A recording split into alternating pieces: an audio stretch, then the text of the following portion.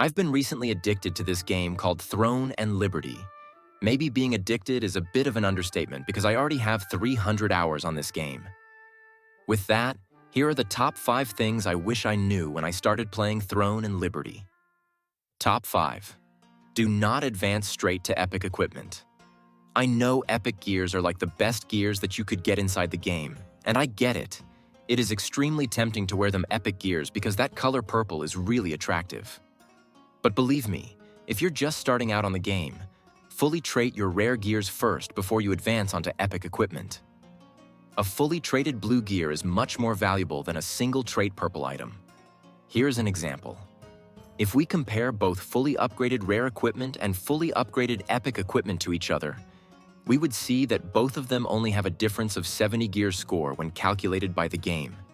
This is because the only difference between epic equipment and rare equipment is the extra 3 traits that they have over the rare equipment.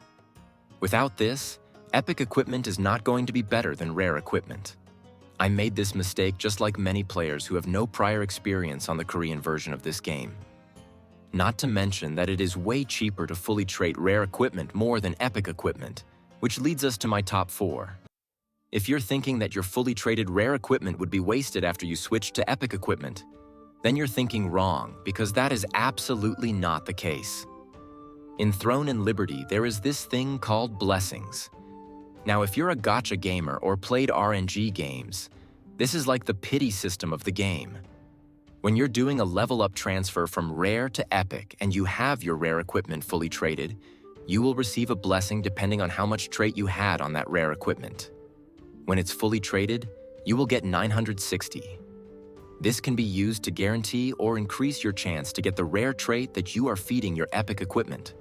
Because if you don't have a blessing and you try to feed a rare gear trait to an epic gear, there would only be a 10% chance that it will be successful. Obviously, if you trait 2 items with the same rarity, it will be 100% successful, so keep that in mind when buying traits on the auction house. Speaking of auction house, let's go to our top 3. These items that have extracts in front of their name are not the items themselves.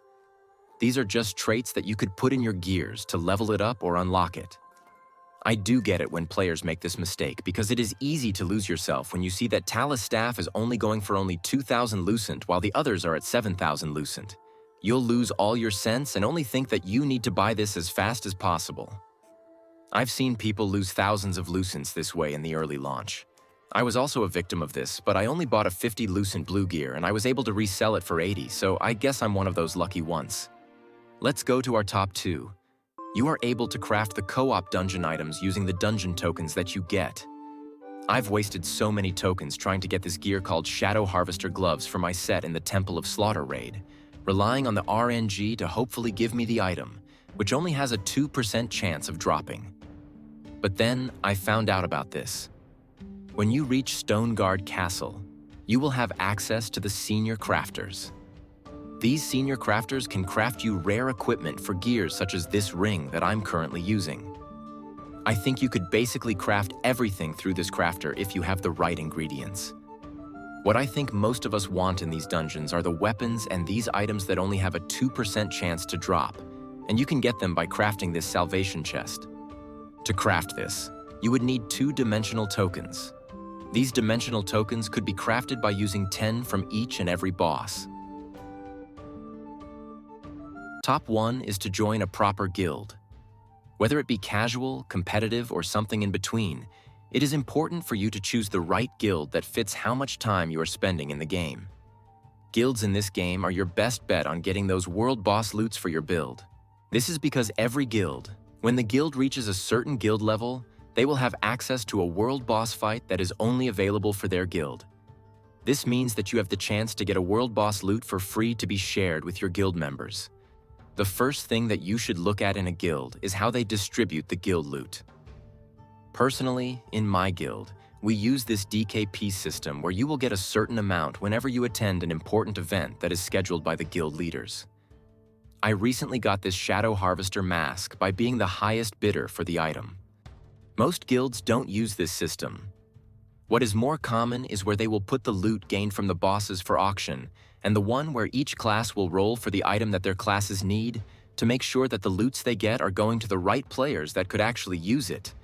There are a lot of different ways to distribute loot, so make sure to ask one of the leaders about the system so that you won't be getting scammed.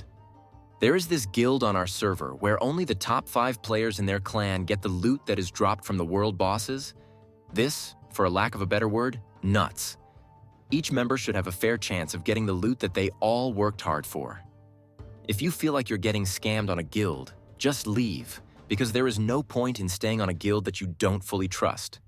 Relating this to my experience, me and my friend first joined a guild where all the loot went to the leader and the advisors of the guild. When their scam came to light, they took all the loot and jumped servers. Good thing that we were only there for 3 to 4 days. But I feel pity for those people who have been there since day one, thinking that they joined a guild to meet more comrades that they could fight with, but instead got scammed by the top. For all the veteran players that made it to the end of the video, what are the other tips that you could give to every new player or even longtime player to help them progress in the game? If you liked the video, consider leaving a like and a sub for more Throne and Liberty content.